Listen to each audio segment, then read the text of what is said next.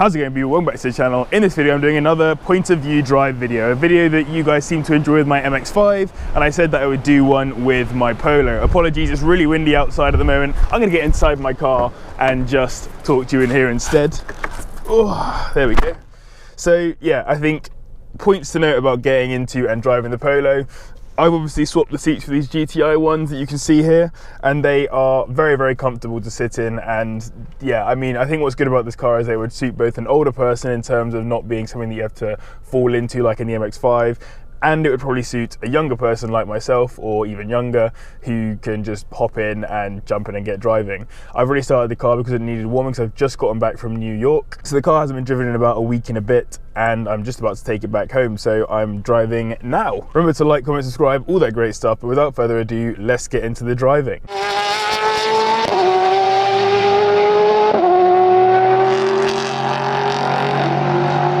Main point to note is that I am very, very comfortable driving this car at this point. I've been driving it now for 3 years, maybe? No, 2 years. I've been driving this car for 2 and a bit years.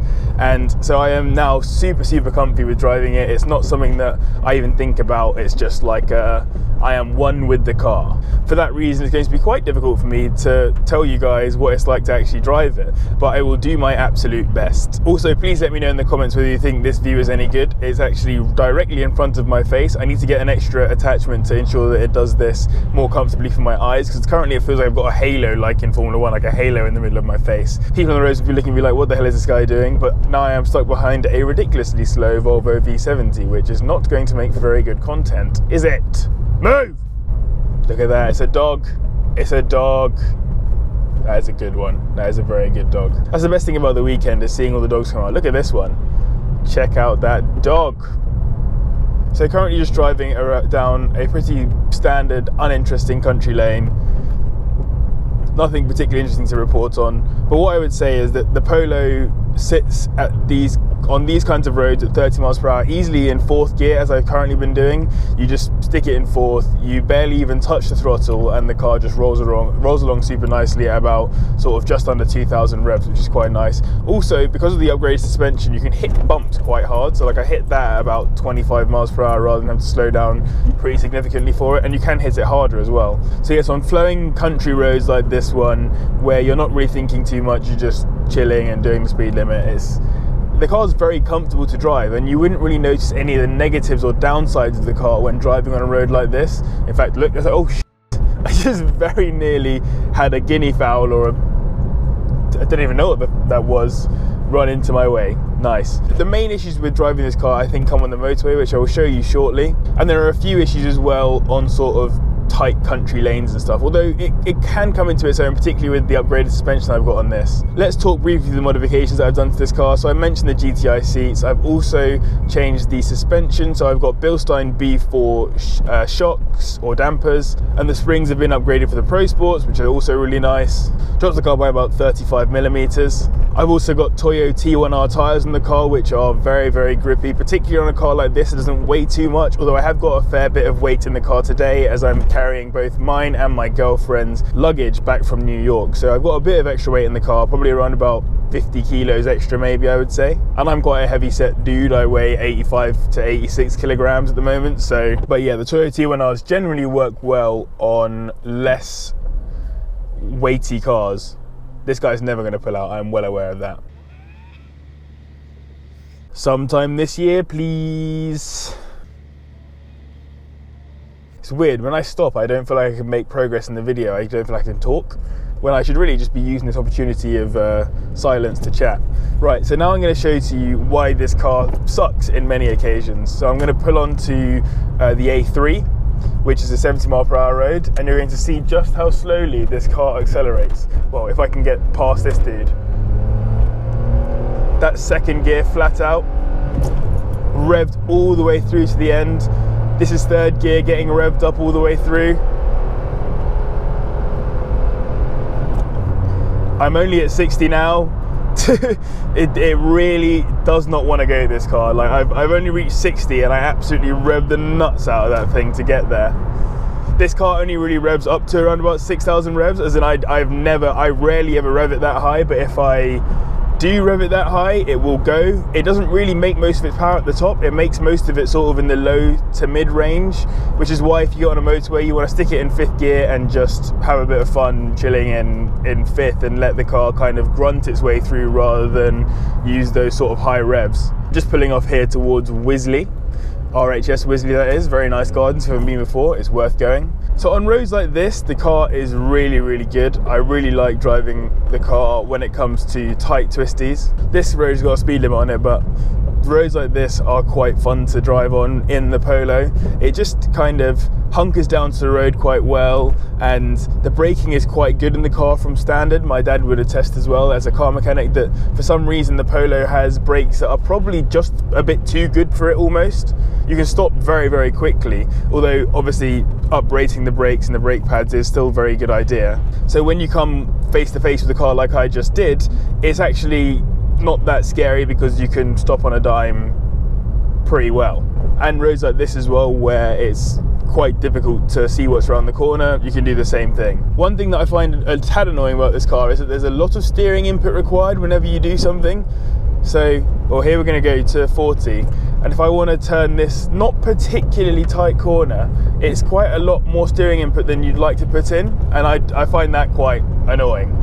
So like here's a 40 road where, oh, need to go slowly. See, the brakes just stop the car really easy, really, really easy. I didn't have any sort of panics, even though there's a car coming towards. Like it's just a very simple car to brake in. So I would say that's a key positive about this car. Oh, and I think I know where we are. I think there's actually a very tight bridge here, which is quite fun to drive over. Let's see if I can get over without scraping the absolute life out of my car. Oh my word, this is always all manners of mad. Yep, over in one piece. No deaths had. Right, so now we're on a national speed limit road, which, as I said in my previous video, I don't understand how these things are 60 miles per hour, but whatever. We will try and floor it at least a little bit. I've got a guy in front of me, so I can't fully floor it, but on roads like this, the car does get quite fun to drive. This is where it's fun to drive a VW Polo 9N. I would say that the one thing is that there'd be quite a few cars that you could enjoy on roads like this, because these roads are generally quite enjoyable. I think because it's so underpowered, you don't really feel out of control at any point in time. Even when you push the car sort of more towards the edge of its ability, it's still, I don't know, you're very much in control of it. Maybe it's just a driver situation more than a car situation, but this car doing 40, 50, 60 down a country lane feels very comfortable. One point I'd like to mention is the lack of body roll. If I find a nice corner, I will try and push the car at least a little bit around it. And the car really, really, considering it's the same basic chassis and engine as the Skoda that I had, the 1.2 Skoda before this, I know that was an estate, but you can really tell the difference in body roll. So that used to body roll around corners so badly, like the whole body of the car would feel like it was tipping from side to side.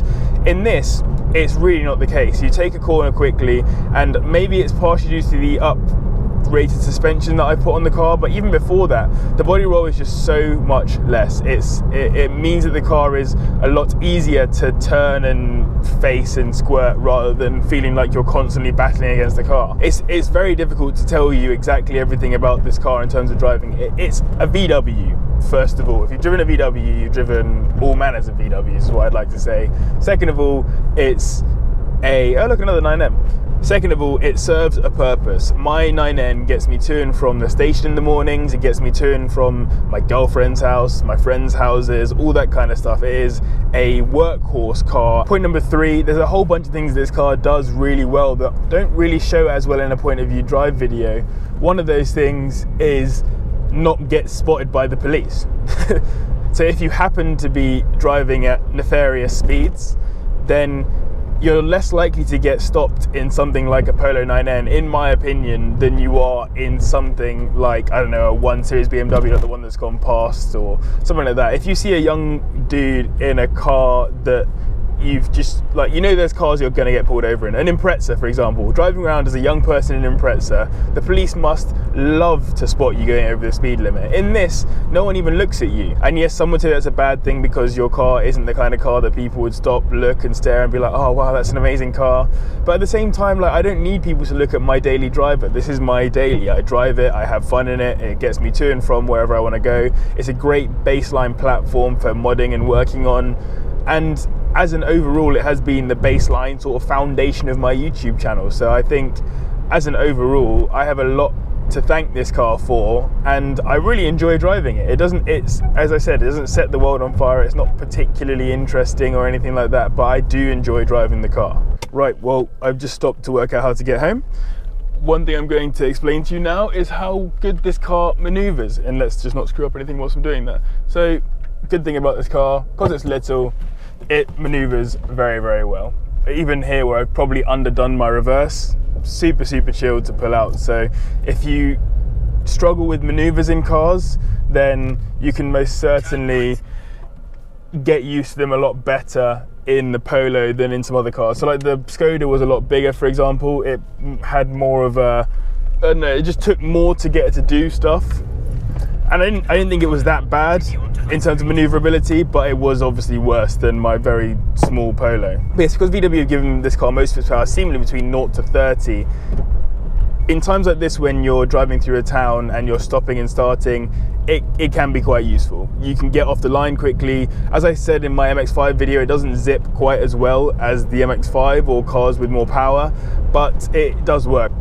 In terms of recommendations to anyone who is planning on getting a 9N, the things that I would suggest you do to the car is, number one, get the GTI seats in there. They are a million times more comfortable than the seats the car comes with. Number two, get new tyres. The tyres on the car are probably fine, but now that I've felt the benefit of better tyres, get some nice tyres in there. Good rubber means good driving. You don't necessarily have to change the suspension or anything like that, but the rubber and the seats, those two things will make the car feel so much better and so much nicer. One thing I'd say is really good about the car, I'm currently sitting in traffic. The clutch, at least on my car, isn't particularly heavy. It's not hard at all. You can feed the throttle on very well with the clutch. Yeah, as an overall, I would say the clutch is a good thing for traffic. And as I was saying before, one of the key benefits of this car is the tyres, and not only are the tyres a benefit in and of themselves, but the Toyo T1Rs are particularly good in wet weather. And right now, as you can see, it's absolutely belting it down. So that means I'm probably going to stay clear of driving any nice fast roads for you guys. So apologies for that. That kind of affects the video a little bit. Maybe I'll do another point of view video if you guys actually enjoy these, and I'll try and take the car out on some country roads and just bomb it around. I want to finish this video off with a little bit of motorway driving, and then once I've done a little bit of that, I will sign off and you guys can go enjoy the rest of your evening or day. I don't know what time you guys are watching this, but yeah, I will sign off shortly. Right, so I'm just about to join the M25, which I assume will be in traffic, but if it's not, I'll get some good motorway driving for you. This car most certainly does not come into its own on the motorway. Oh, it's 40 miles per hour and it's traffic. So I'll wait for a little bit, then I'll get some good non-traffic driving on the M25 as soon as I can get to a free space. Right, so here I am on the M25 doing 70 miles per hour in a bit of congestion, and let me try and explain to you a little bit about how this car works. So the gearbox, you'll be in 5th gear pretty much the whole time you're on the motorway. There's almost no reason to get out of 5th gear because I think you can probably just about do 70 in 4th, and then you're going to be wanting to clear up to 5th, otherwise you're just revving the engine out for no good reason. I can turn these off now. The car does sit comfortably at 70, I would say. As a general rule, 70 is acceptable for this car. It's not particularly scary either way. It's when you push the car beyond that, so when you start going to speeds that maybe are less legal, that the car starts to get a little bit more shaky. I would say that probably the car would sit comfortably on a German autobahn at 90 miles per hour. Anything more than that and you are risking life and limb because the car will be shuddering quite a bit. I'm on the M25 still. I'm doing 60 because of the things, and we're just about to go to 70, and I want to show you how slow this car accelerates between 60 to 70 and that kind of thing. So we're at 60 now.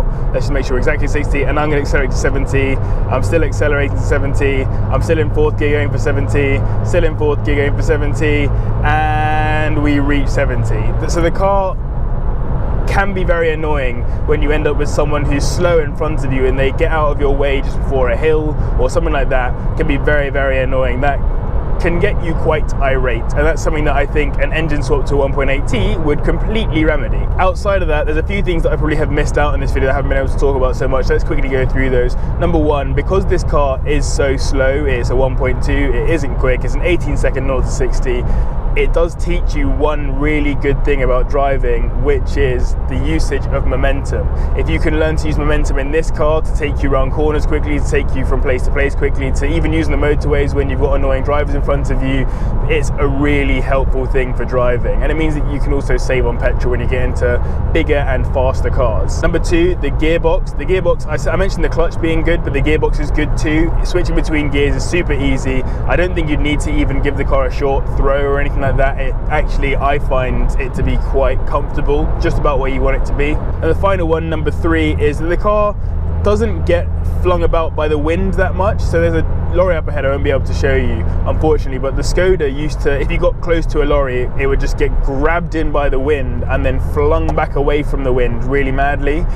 In the MX5, that doesn't really happen because it's too low. In the Polo, it doesn't really happen that much either, because maybe it's just smaller or whatever it is, but the wind doesn't seem to affect the Polo as much as the Skoda used to get affected. So that might be something to take into account if you want to feel comfortable on motorways and windy roads, and particularly those bridges that kind of cut through valleys and that kind of stuff. I'd like to say a massive thank you to you guys for watching my videos and for supporting me. Apology for the lack of uploads, obviously I was away in New York. Massive thank you to my patrons who should be on screen right now. As always, remember to like, comment, subscribe, all that great stuff. But as always, thank you very much for watching, and I'll see you in the next one.